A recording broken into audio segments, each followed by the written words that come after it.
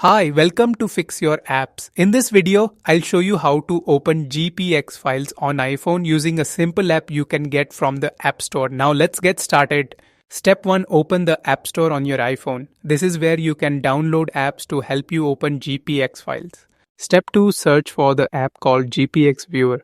This app is designed specifically to view GPX routes on your device. Step 3. Download and install the GPX Viewer app. Installing the app is quick and free. Step 4. Open the GPX Viewer app after installation. This will allow you to start using the app to view your files. Step 5. Tap the icon at the top left corner of the app. This opens the menu where you can manage your files.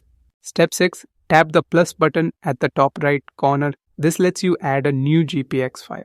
Step 7. Tap on Select Files to choose your GPX file. You can browse your device for the file you want to open. Step 8. Select the GPX file you want to open. Make sure you know where your GPX file is saved. Step 9. Tap Open at the top right corner. This loads the file into the app.